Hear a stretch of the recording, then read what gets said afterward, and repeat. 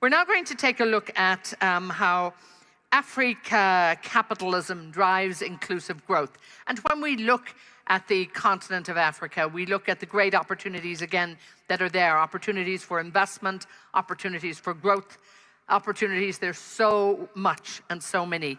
And, you know, many times we've heard it is time for Africa. So let's have a listen this time to see just what exactly is going on. We're going to be hearing from the chairman of the United Bank for Africa Group, and of course the founder of the Tony Elumelu Foundation. And Tony Elumelu himself is going to be here in conversation with Richard Atias. So I'm really, really looking forward to seeing them, and I believe they're ready in the wings here. So let's have Richard and Tony on stage.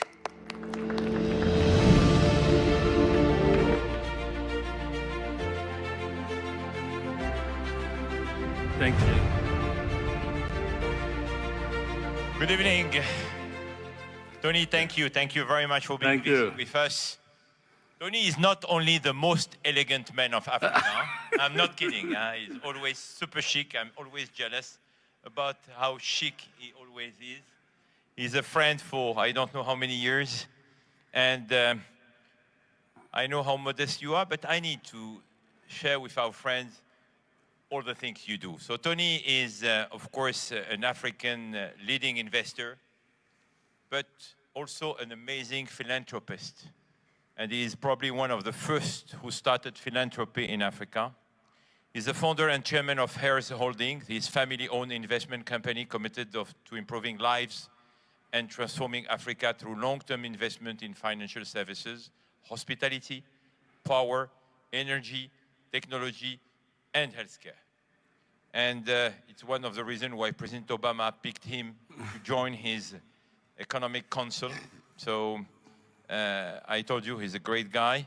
Tony is also the founder of the Tony Elumelu Foundation, where he works to empower new generation of African entrepreneurs and also driving poverty eradication, driving job creation across all the 54 African countries.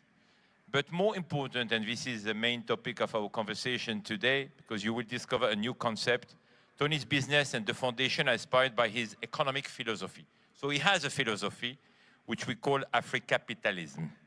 Afri-Capitalism, which positions the private sector, and more importantly, entrepreneurs, as a catalyst for the social and economic development.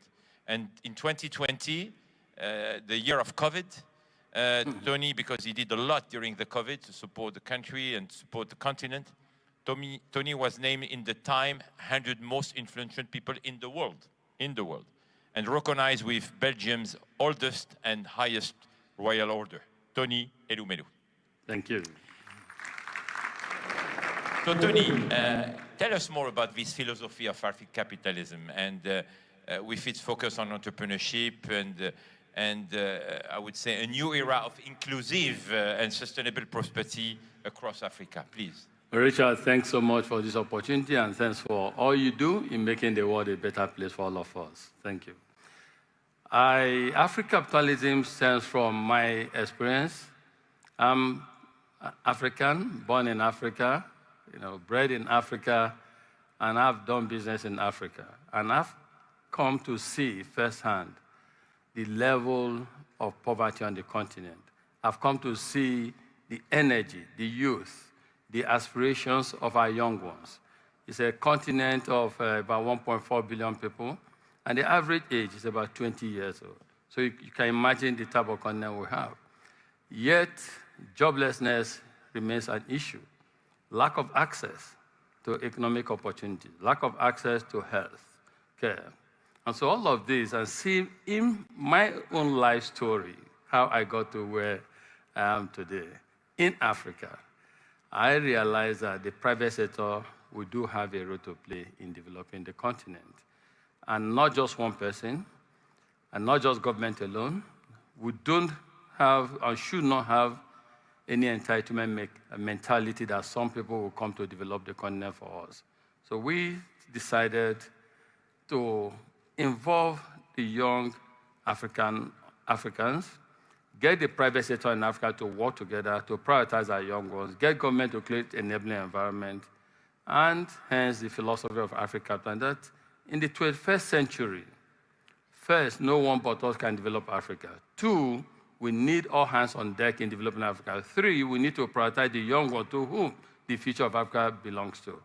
And most importantly, as private sector people, a realization that it's not about the money we have in our bank accounts, but how we're able to deploy the capital we have in creating economic opportunity and prosperity for our young ones. And so Africa Capitalism is a call on the private sector, invest long-term in critical sectors of the African economy that have the potential for transforming and catalyzing economic empowerment and prosperity on the continent, so that at the end of the day, we all go far and go together, and no one left behind. And embedded in it is philosophy of inclusive growth, philosophy of empowering young men, as well as our women who had for a long time been left behind. And realizing that our government must play their own role in catalyzing the opportunities and the enablement that will enable private sector take off, and working also with the philanthropic organization in Africa and outside of Africa to develop the continent. But how can we combine profitability? Because at the end of the day, in capitalism, it's about profit, to reinvest. But how can you combine profitability with all these challenges of creating inclusive model, gender equality, climate resilience, now climate change, especially in Africa, where we are in full transformation and full growth, I would say. So how do you combine, what is the business model to be able to achieve this mission? We don't just preach. We don't just theorize, we practice. So in our group, we have Transcorp, which is the largest electricity generating company in Nigeria today. Transcorp has combined energy generating capacity of 2,000 megawatts. So for an ordinary eye, that is an economic investment that yields profit for the investors. Fine, and we support that. But more importantly, we all know that access to electricity is the single most critical factor that we need to fix if we must develop Africa. For our young ones to go to school, they must have access to electricity. For hospitals to function very well, we must have access to electricity. For businesses to grow, develop, we must have access to electricity. So that is African capitalism in action. We're investing, you make profit, but at the same time, simultaneously, not one waiting for the other, you also invest in critical sectors, not just trading, critical sectors that help to move the needles. We need massive investment in electricity on the continent. So an investment in electricity, not just for profitability, it is for profitability because we need sustainability, but more importantly, it helps to fix the challenges that we have, the challenges that hold us from taking off as a continent. So that is the philosophy of African capitalism. And how Africa integration and regional integration is important for this process? Because, as you said, we need electricity everywhere. So a single country is quite a challenge to sometimes invest on power. So which role could play regional integration? Because we are in the region here, the GCC, as we say, and you know very well this part of the world. How can we collaborate? What should we do to have a successful regional integration? We need to break down the barriers in Africa. We need to wire our infrastructure in a way that encourages intra-Africa trade. We need to produce what our people need. We need to create a bigger market for every one of us. And that is why we support this new movement, the AFCTA, that brings Africa, creates the largest in terms of geography, a market in the world. But more importantly, we need to empower the young generation of Africans to be able to create. Because if you trade and you don't produce what your neighbor needs, your neighbor will go outside to look for who can produce it. So we need to make sure that in Africa we're able to produce what we need. And again, that speaks again to the philosophy of African capitalism. We must realize that no one owes us our development. We as Africans must work hard to develop our continent. We must show that in the 21st century, we have Africans who are not just agents, commission agents, but who are investors on their continent. If we don't show interest or confidence in our continent, who else will show interest in our continent? So that is what we preach in African capitalism. But equally important is a realization that what we seek today as demographic dividend, that is the population, where population were huge in terms of number, and more importantly, the demography is very, very favorable. Young people, that is huge market for the world. That is huge labor for the world. But we need to catalyze this and shape it in a way that is progressive, in a way that is positive, and not in a way that people become disenchanted with life and now begin to embrace migration or extremism. And that, again, is another call I always make to African leaders, friends of Africa. And I'm happy I'm in the Middle East, I'm in the Kingdom of Saudi Arabia. It's an opportunity to take the message to the world. Africa is ready for investments. Africa has a lot of opportunities. We do have challenges, but in spite of the challenges, the opportunities are huge, and people should take advantage of the opportunity. We need a Marshall Plan for Africa. We need to mobilize huge capital, long-term capital into the continent to enable us leapfrog and enable us fix infrastructure that we need to develop. Japan, Germany, Korea, even China have benefited from massive global capital infusion. Africa needs this, and I'll be failing if I don't use this opportunity to draw the attention of the world to the opportunity we have on the continent.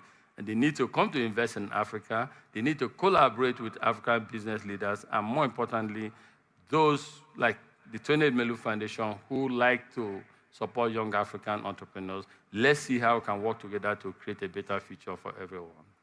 Tony, let's insist on this point. Yesterday, in my opening remarks, I said something which I'm a true believer, which is, by the way, was inspired to me by President Clinton. I have to confess, when President Clinton first inauguration, he said, there is nothing bad in the United States which could not be corrected by what is good in the United States. So I paraphrased President Clinton yesterday by saying something which I'm convinced there is nothing bad in our humanity which could not be stopped by what is good in our humanity. So let's ask you about Africa. What is good in Africa today? Because, we need to be very frank here. Many people have a specific perception about Africa, especially in this part of the world. I have a long conversation with many friends who say, going to Africa is not always stable, it's complicated. If you don't visit, it's like the perception that many people had a very wrong perception years ago about the Kingdom of Saudi Arabia.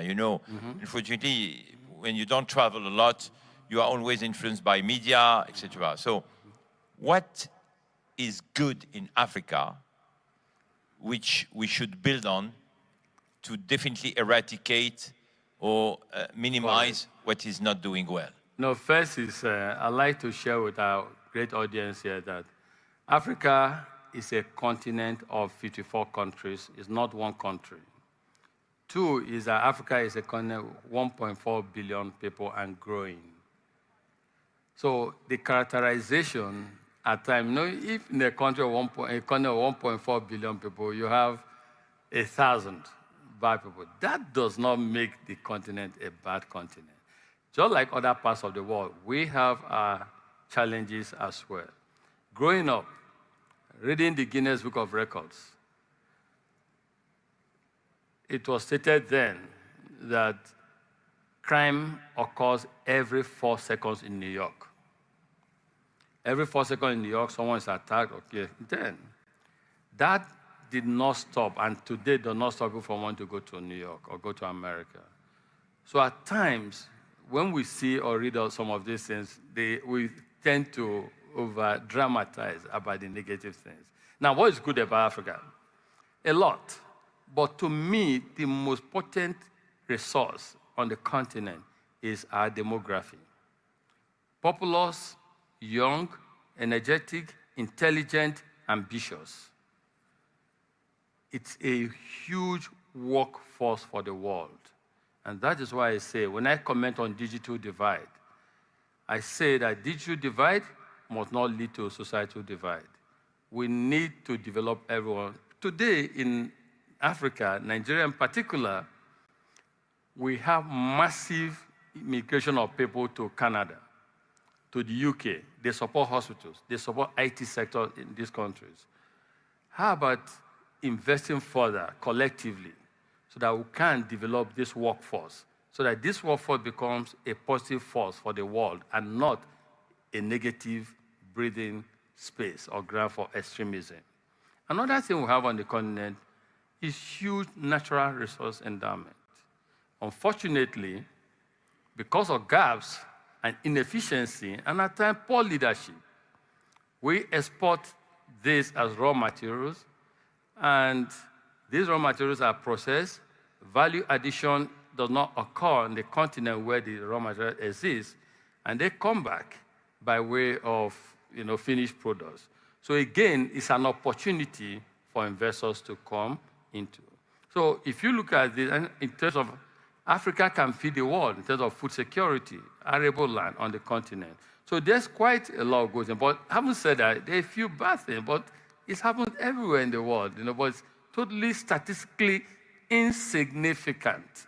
Totally insignificant. And the message should be that we should realize that Africa is a continent of 54 countries, 1.4 billion people, a lot of young people, and it's not just one country. So that broad characterization of Africa is like this is totally different. Tony, last question, very short answer. I never asked you for years and years that question, and today I want to ask you, who was or who is your role model? I have two. I like. Unfortunately, they are both dead, but I like Steve Jobs for all the things he did. A man who founded a company in his death, years after his death, became the first company to cross $1 trillion in market capitalization. That's great, a man of great foresight. I like him. And second one, interestingly, is Michael Jackson.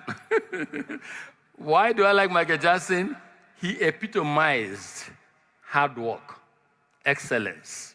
People often say, or you go watch Michael Jackson and say, what a star. Wow, he's so talented, blessed. He worked hard for it. If you watch This Is It, if you watch some of his videos, you see the practice, the hard work, the excellence that goes into it. Then you begin to realize that this is not a fluke. It's not just a fluke. It's not just luck. He worked hard for it. And this is what I preach to my children. This is what I tell my children, my colleagues, about life. You need to work hard, put in the time, the hours, and you see the outcome. So these two men, man of foresight, Steve Jobs, Michael Jackson, a man of excellence. Tony Elumelu, thank you. And a round of applause for great entrepreneur. Thank you. Thank you, Tony.